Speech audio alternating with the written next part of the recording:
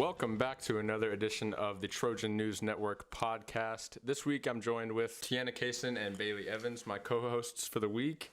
Super excited to have them on board for the podcast. We are sponsored by Track Shack, and today, folks, spooky season is upon us. The leaves are falling, it's getting cooler outside, it's getting darker quicker, and we are well in the cross season. We have UAB come up this Friday, so still don't know who's racing for that, by the way, so it should be interesting here as we get these COVID results back probably tomorrow, and the women, the men find out who will be on that starting line this Saturday. But for today's show, we are going to recap the home meet from 2 Saturdays ago, preview the UAB Classic this Saturday, and then finish up with a little bit of trivia to see who's on top of their game, and then that'll be it for today's show. But before we get into that, I want to ask you guys, how have you been? Bailey, I know your Georgia Bulldogs played very bad against Tennessee Volunteers this past weekend. How does that make you feel? And how do you feel about this Saturday's game against Alabama? Actually, Georgia had a pretty good game in the second half. Mm-hmm. Yeah. And Georgia's definitely going to pull through this weekend against Alabama because Georgia is just the best. And we're going to be ranked in front of Alabama after this weekend. Says every Georgia fan ever. Yeah. But I'm good. Yeah, you doing good? Yep. How about you, Tiana? How have you been lately? I've been pretty good, yeah. Training been going well? I've been been seeing good. a bunch of stuff on Strava. You seem very consistent with your training. Yeah, I'm starting to post a lot of captions. Yeah, I just saw kudos for kudos. Kudos for kudos. Okay. It's Tiana Kaysen. Go follow. Kudos for kudos. By the way, guys, if you ever forget someone's name and they're on Strava, just ask them what their Strava username is, and then since it's their name, then you get their. You know what I'm saying? If you're I get in a it. conversation with somebody and you forget what their name is. Yeah. And you're like, well, let me follow you on Strava. What's your Strava username? It's always their name. Yeah. So that's a little tip if you ever forget someone's name. Oh, okay. So that happened to me once. I was just saying that's how. Yeah, your Strava username is your name. Mm-hmm. Should be that way for everyone, I think.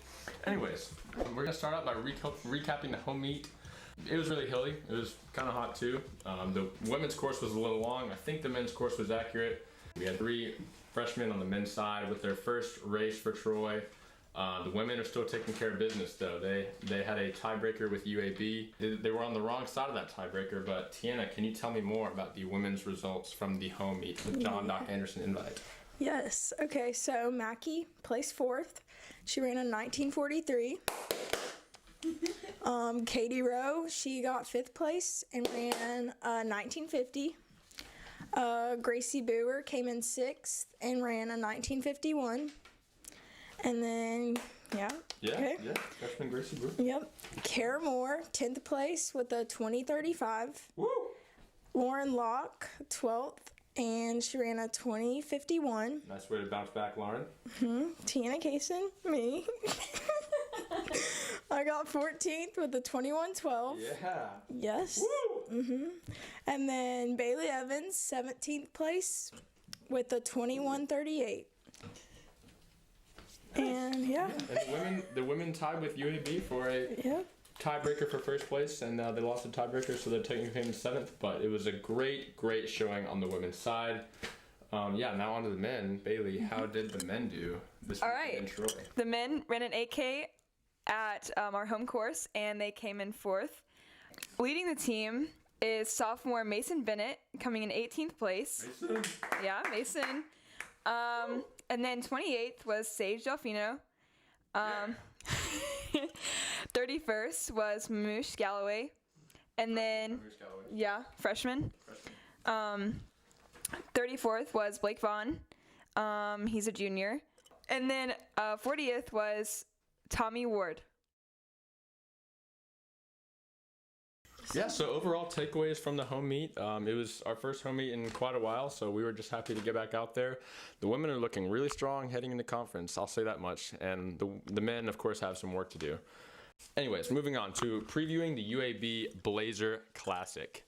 This Friday morning, 7:45 a.m. in Hoover, Alabama at the Veterans Park. The women are set to take the course, and the men are scheduled to follow shortly after that, so super excited. Again, we don't know exactly what the roster is. It has not been announced yet. For the men, it's pretty clear cut. Here's a picture of the roster on your screen now. But for the women, we don't know if they're racing or not. So we're going to do our best to preview this. And also, don't feel bad. I want to say if you're not on the conference team, because it's a really deep team that looks like they can make some noise at conference, especially if you're young. So no reason to be upset about yourself there. Yeah, hot takes, guys. Got anything? Hot takes?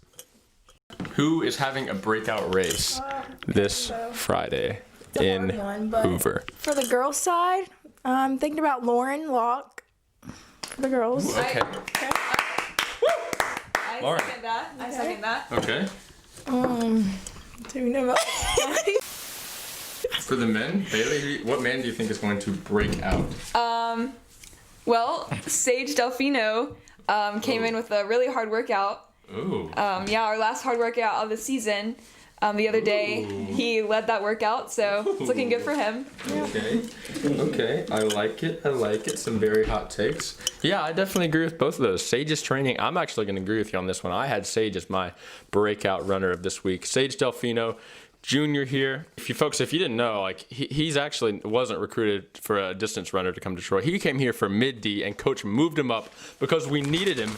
We needed a spot filled, and Sage Delfino has delivered.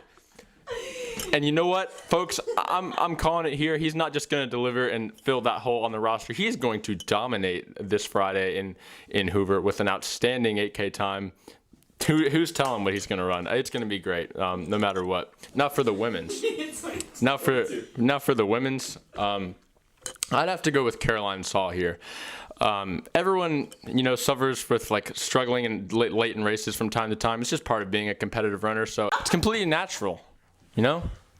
People have bad races. Yes, we all do. So, I like her to bounce back this week. Yeah, that's my hot take. Caroline Saul bounces back. Sage Delfino goes off, and lastly, I have a little bonus one here. A little bonus hot take. All right. Christian Anderson told me he was going to watch this meet. Unfortunately, folks, it's no spectators allowed. So my hot take is he kind of just invades the meet and gets tackled by police officers trying to watch and taken away, never to be seen again. Christian, if you're watching this, I am so sorry, but that's what I think will happen this Friday. So next up, guys, to wrap up the show, we are going to finish up with a little bit of trivia to see who knows their stuff better. If it's Bailey or if it's Tiana, I'm going to fire off 3 questions, okay? And whoever can answer their question the quickest gets a point. Okay. And since there's only 3 points available, then yeah, we'll see. We'll see. All All right, you guys ready? Yeah. Question number 1. What was the first year of the Olympic marathon for women's that ever happened? The first year they did an Olympic marathon for women's. 1983. I must inform you that 83 is not an Olympic year. It's every 4 years.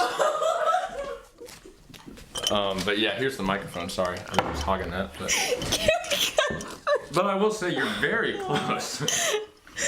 1984. Yes. All right. Point 1 for Bailey. Oh my! No. Okay. All right. This is a quick one. You gotta answer this one fast now. Okay? All right. Yeah. If you're in a race and you pass the person in second, what place are you in? First. Wrong. Sage is in first, and I'm in second, and you passed me. Sage is still in first. Oh. Wait, what? Well, you should have told us. Yeah, so you're both wrong. Last question. Okay. How many Olympic coaches asked this before to us, so you better know it. How many Olympic medals total does Michael Phelps have?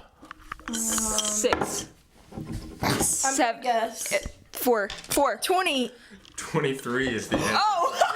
Much closer on that. I don't know. I just guessed. And then a bonus question as we end off the show here, folks. I asked them, who would win in a wrestling match, Sage Delfino or Blake Vaughn?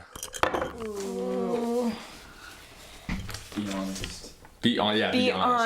Yeah. There's like 30 pounds on it. I feel like it would be a really tough match, but I think Blake would pull it out just a little bit.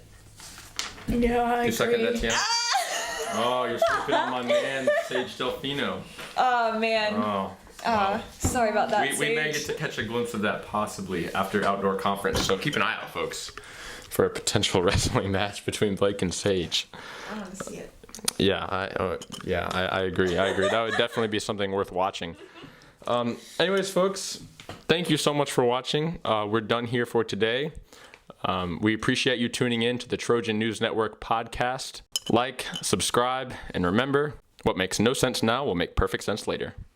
We'll see you this Friday in Hoover as the women and the men take the course at the UAB Blazer Classic. Yeah. Yeah. Thank you guys. See you next time. Bye.